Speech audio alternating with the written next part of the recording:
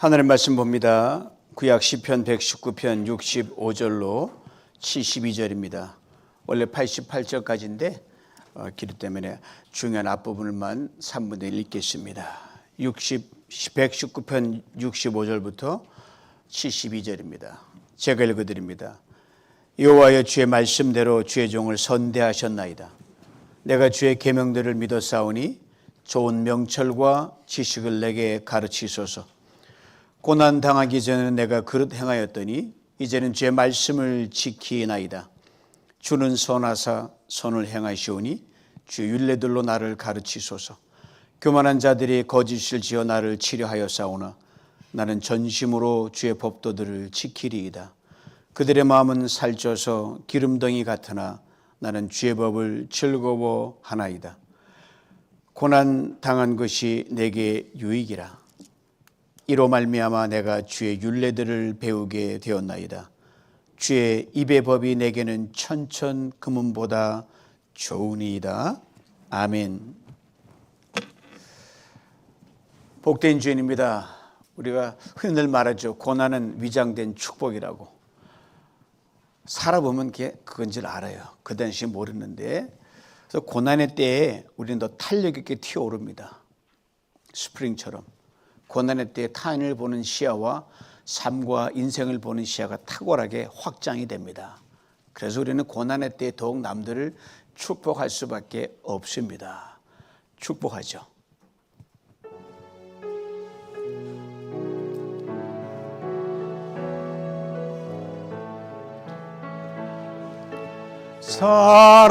사랑하는 자여, 내 영혼이 잘됨같이 내가 범사에 잘되고 강건하기를 내가 간구하노라.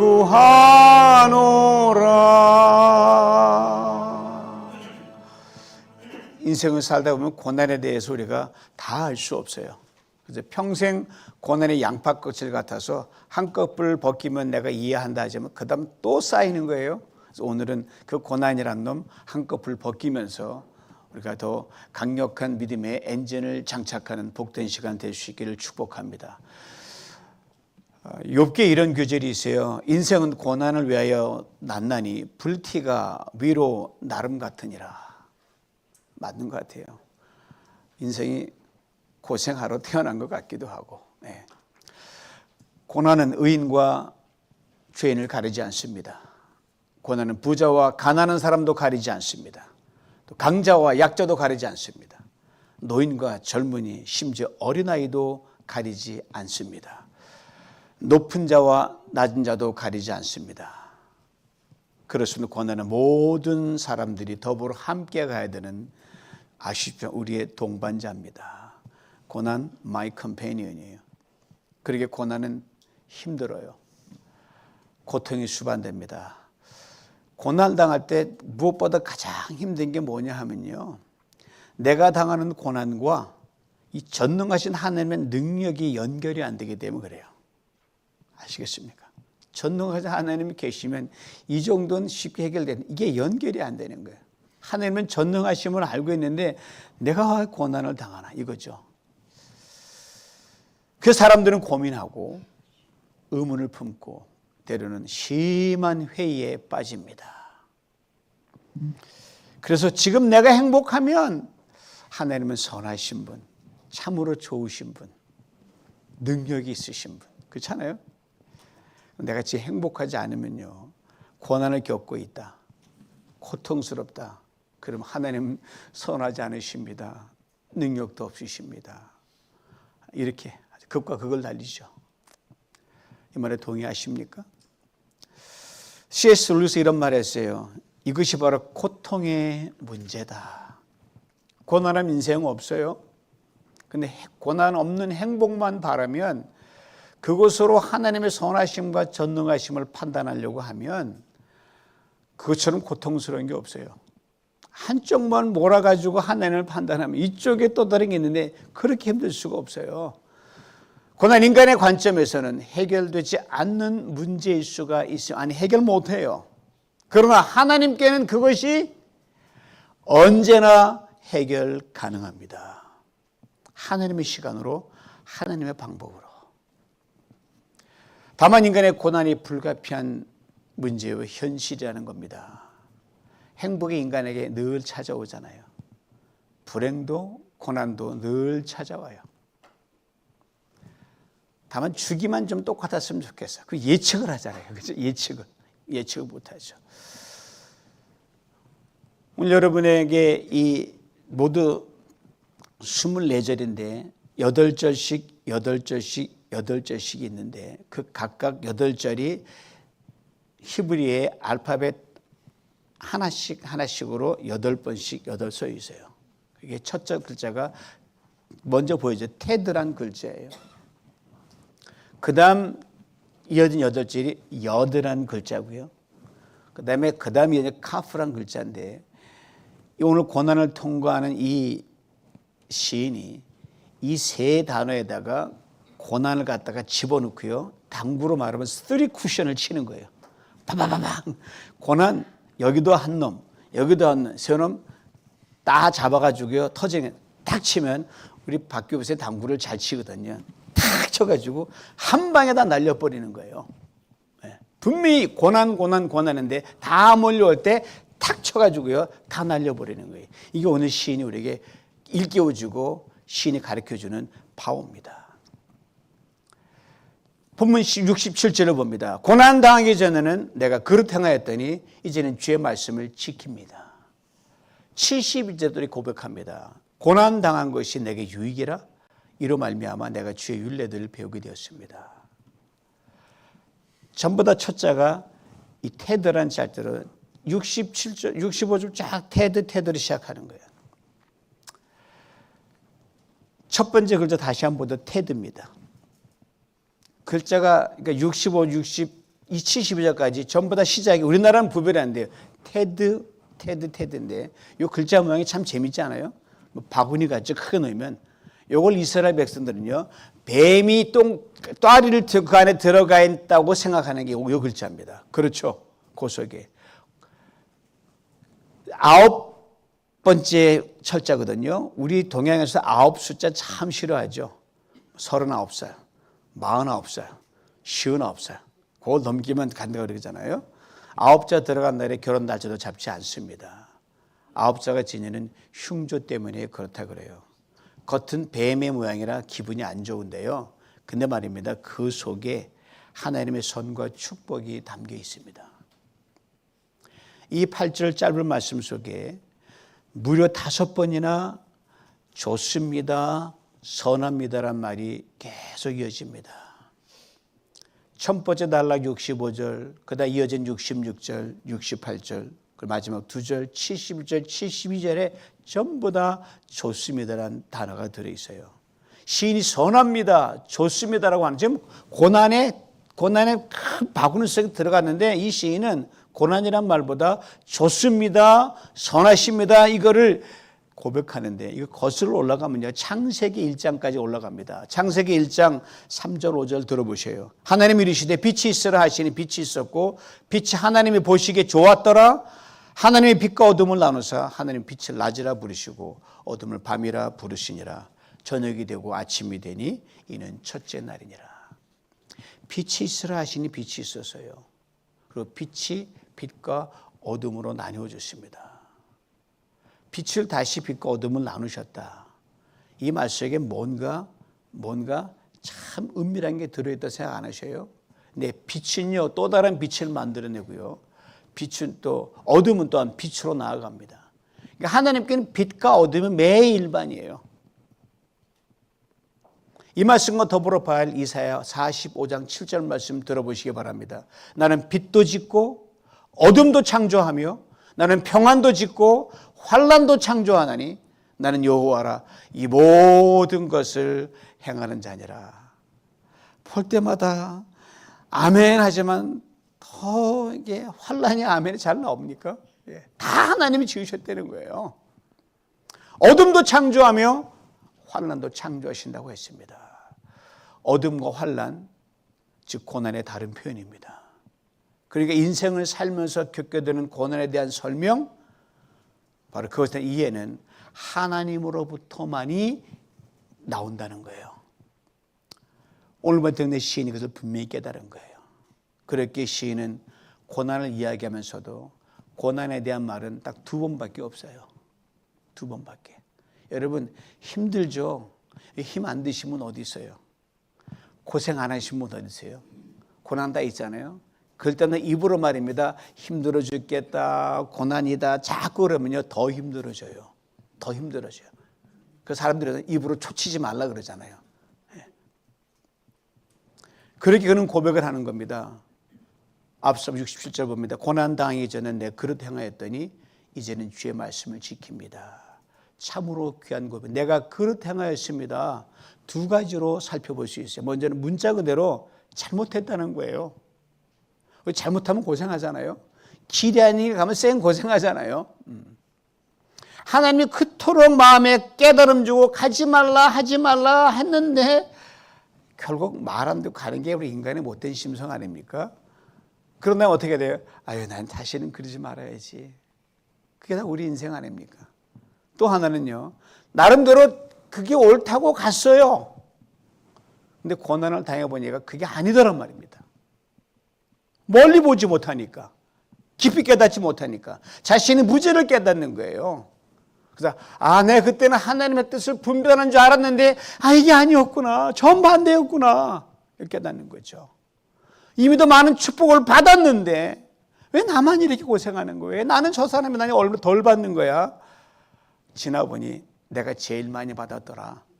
고난을 통해서 그걸 깨닫는 거예요. 여러분 따라해 보실래요? 내가 제일 부자다. 그러면 끝나는 거예요. 그 고난을 통해서 불순종의 사람이 순종의 사람이 되고요. 은혜를 기억 못하는 사람이 은혜를 똑바로 기억하게 됩니다. 그렇게 뺀질뺀질 헌신해야 되고 빙빙 돌아가는 사람이 아이고 이제 헌신해야지 그러는 거예요. 71절 말 다시 한번 들어보시기 바랍니다. 고난 당한 것이 내게 유익이라.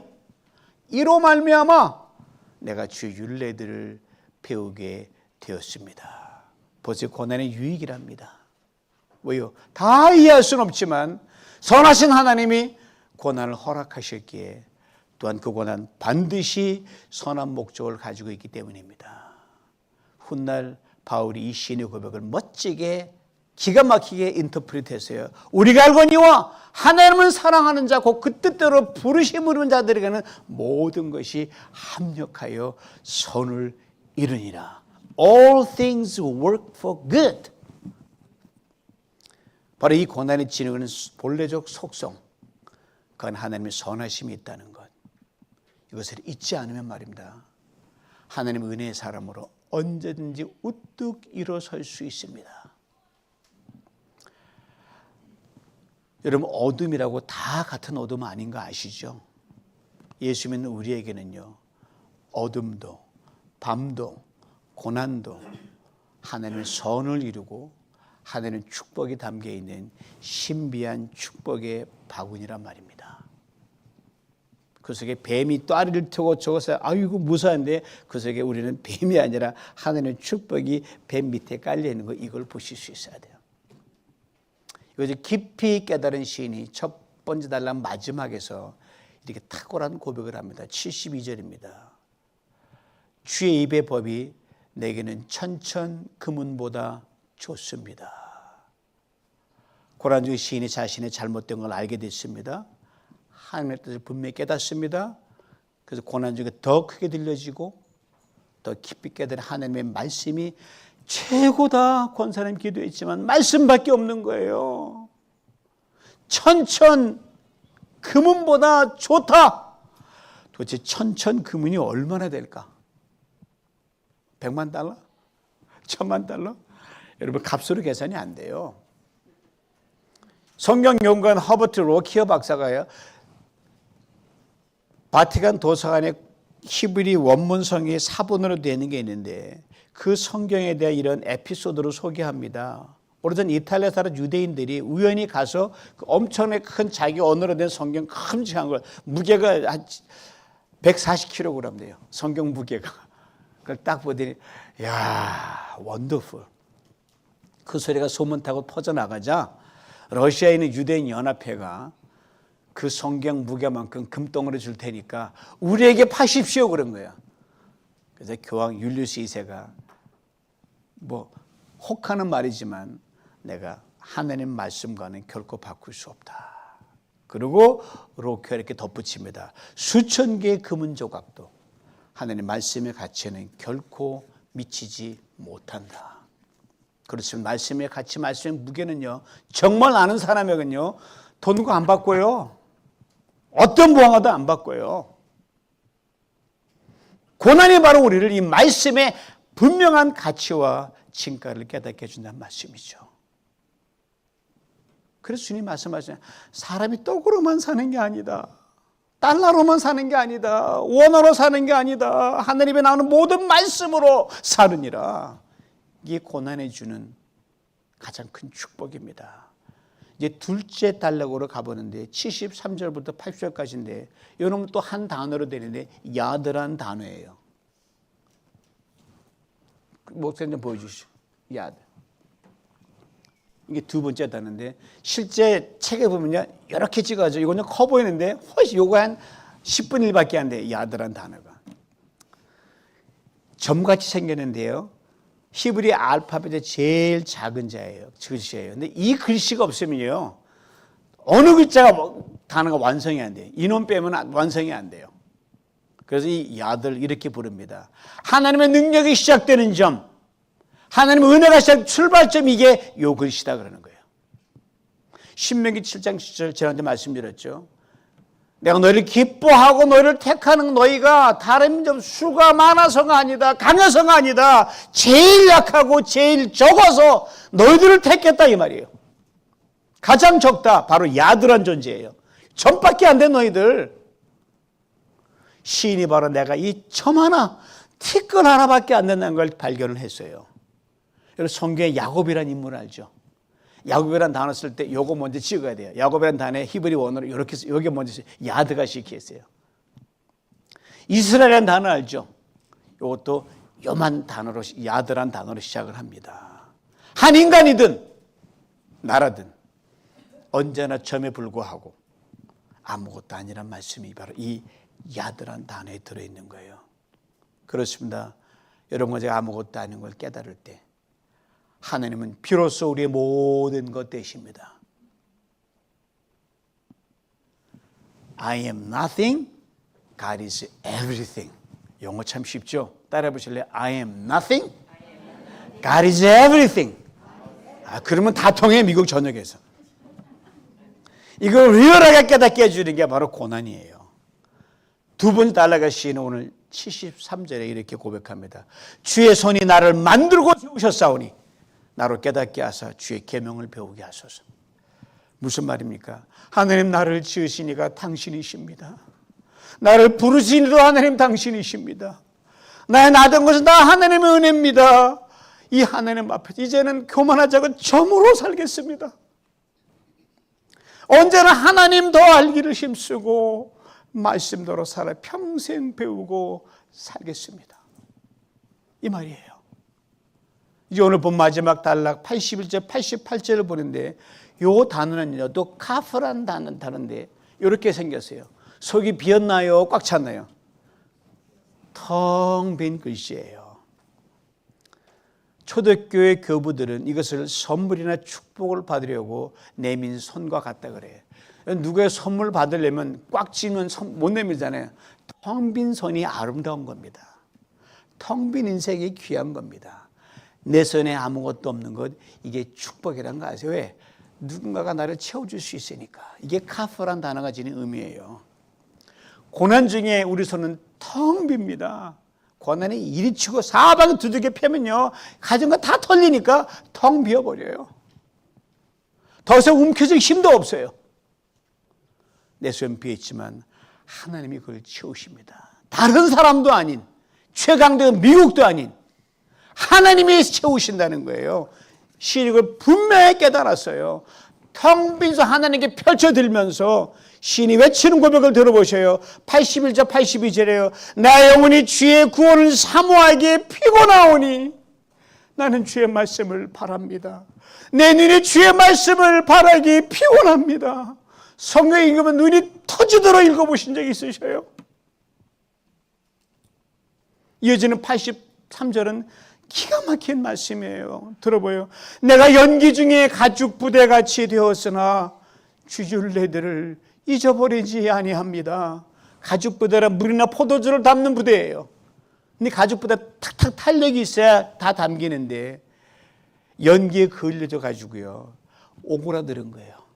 여러분 고무신 오그라든 거 보셔요? 제가 슬리퍼 새 거 샀는데 이 뒷뜰에 내놓으니까 일주일 만에 바짝 오그라드는 거예요. 이 태양이 다 오그라들어 가지고 이거 고급 주고 샀는데 메말라 버렸어요. 시인의 고난이 얼마나 극심했는지를 침작해 줍니다. 그럼에도 불구하고 시인은 목숨 걸고 하나님을 향해 텅 빈 손을 펼쳐듭니다. 하나님의 말씀을 꽉 붙듭니다. 하나님이 시인의 빈손을 꽉 채워주셨고요. 극한 고난에서 건져주셨습니다. 사랑하는 성도 여러분, 지금 혹 고난의 시간을 지나고 계신가요? 물어보는 제가 바보죠. 네. 지났는데 무슨 자꾸 잔말이 많냐 그러잖아요. 사실 지금은 아니더라도 우리 다 지난 세월 고난 지났잖아요. 어제 이내수 권사님이 145째 비단 나오면서 고생한 걸 얘기하시더라고요. 그걸로 끝나게도 앞으로도 고난이 있으니까 또 지나게 되거든요. 왜요? 이게 인생이니까요. 그렇게 고난에 대해 우리의 타고난 믿음이 이해가 요구됩니다. 모든 고난은 직접간접으로 하나님의 간섭이 있다는 것. 하나님 허락하시면 절대로 찾아오지 않습니다. 그리고 그 고난할 때 하나님이 주시는 분명한 메시지가 있다는 것. 세 가지 메시지가 주로 담겨 있어요. 첫째가 만사가 잘 돌아간다는 환상을 깨라. 이게 저거예요. 여러분 십자가 없는 부활은 없는 거거든요. 고생해야 좋은 것이 귀해지는 거예요. 고난 없는 만사 형통 없어요. 만사 형통은 고난 뒤에 옵니다. 둘째, 우리가 가진 것에 안주해도 된다는 환상을 깨라. 그냥 머물 것이 아니에요, 여러분. 셋째, 본성을 거슬러서 하나님을 향해 온전히 방향을 틀라. 지금 하나님 믿기에 참 힘들으나 그래도 틀어서 주님만 가라는 거예요. 고난 분명 괴롭습니다. 견딜 수 없는 고통이 따라오기 때문입니다. 이걸 부정할 수 없습니다. 그러나 고난을 통해서 교회와 성도들을 온전케 하나님 무한한 능력이 있음을 우리는 분명히 믿습니다. 이 믿음 안에서 오래전 극심한 고난의 한복판을 지나며 테드, 야드, 카프, 3쿠션으로 고난을 날려버린 시인의 고백을 다시 한번 들어보세요. 고난당하기 전에는 내가 그릇 행하였더니 이제는 주의 말씀을 지킵니다. 고난당한 것이 내게 유익이라 이로 말미암아 내가 주 율례들을 배우게 되었나이다. 그러므로 여러분 크고 작은 고난이 찾아올 때 우리 소극적으로 끌려가지 마십시오. 믿음으로 적극적으로 맞서합니다. 강력한 팁 하나 드립니다. 말씀으로 고난을 덮어 씌우면 됩니다. 고난은 우리로 하여금 말씀의 검을 놓게 하고 무기력에 빠지게 합니다. 그래서 기억하기 쉽도록 예를 하나 들겠습니다. 저는 신방을 다니면서 어느 집 가면요 반드시 화장실을 가서요 확인해 보는 게 하나 있습니다. 그 집 화장실 휴지 방향입니다. 아시겠어요? 화장실 휴지 거는 방 딱 두 가지거든요. 언더로 방식이 있고요, 오버 방식이 있어요. 다 아시는 거예요. 언더 방식은요 빌빌 기면서 벽에 딱 붙여가지고 화장실 휴지를 딱 붙여서 수동식으로 끄집어내는 거예요. 오버 방식은요 앞으로 딱 붙여가지고 화 줄줄 풀려나러 가는 게 오버 방식이에요. 근데 말입니다. 1980년대에 이 화장실 거는 언더 방식과 오버 방식에 무지무지한 경륜이 있었어요. 어느 게 낫고 어떤 유형의 사람이 참 창조적이냐. 오버 방식이요. 적극적이고 외향적이고 리더형. 언더 방식은 수동적이고 피해가고 방어형. 그래서 오버 방식이 고난을 이기는데도 아주 유리하다고 해요. 여러분 댁에 화장실 지금 언더면 당장 오버로 바꾸십시오. 이거 저만이 가르친 비법이에요. 고난은 우리 가까이 있습니다. 마치 매일 볼 화장실처럼 늘 고난이 있어요. 그러므로 고난이 읍내 밑으로 파고들어요. 고난은 밑으로 파고들어요. 언더가 아니라 오버 방식 말씀으로 위에서 찍어 누르는 거예요. 고난을 무력화시키는 거예요. 그럼 고난을 피하지 마십시오. 도망가지 마십시오. 미식 축구용에 이런 단어가 있어요. end run around가 있어요. 미식 축구가 굉장히 크잖아요. 엔드라인 따라 막 볼 들고 막 빙빙 도는 거예요. 그 주적 센 사람 하는데 그건 미식 축구니까 고난 피해 돌아다니면 나만 죽을 고생하는 거예요. 우리 우습게 하래요, 고난이. 우리 고난을 똑바로 하고 do or die 사생결단으로 오버시켜가지고 고난의 머리를 덮어 씌우는 거예요. 두려워 말라. 내가 너와 함께함이라. 이 모든 내가 넉넉히 이기느니라. 사망의 엄침한 골탄에 주의 지팡이와 막대가 나를 안위하시나이다. 내 잔에 넘칩니다. 말씀을 보내 나를 고치십니다. 주의 말씀이 천천은근보다 귀하다. 내가 너를 구속하였고 내가 너 지명에 불렀네. 너는 내 것이라. 이 딱 말 던지면요 고난이 덮어씌워가지고 꼼짝 못해요. 아파도 이기고요, 병들어도 이기고요, 실패도 이기는 겁니다. 이렇게 말씀으로 고난의 머리를 덮어씌우면요 고난은 더 이상 우리를 결코 흔들지 못합니다. 예수님이 승리에 보장되잖아요. 예수님이 십자가를 밑에 주세요. 위에서 딱 휘우렸잖아요. 십자가로. 승리는 여러분과 저의 것이 될 줄 믿습니다. 오늘의 고난 속에서 훗날 그 안에 감추어진 하나님 놀라운 목적과 섭리를 보게 하시고 듣게 하시고 온몸으로 경험케 하실 줄 믿습니다. 테드, 뱀이 다리를 튼 그 모양이에요. 고난에 우리를 유혹하지만 하나님은 최고의 선을 그 안에 숨겨놓으셨습니다. 야드, 고난 앞에는 점처럼 작은 존재로 전락하지만 하나님의 능력이 그때야 비로 시작되는 겁니다. 카프, 고난 앞에 텅 빈 것처럼 보이지만 하나님이 그 손을 채우십니다. 그렇습니다. 고난은 나를 향한 하나님의 선을 발견하는 유레카 타이밍입니다. 아, 찾았다.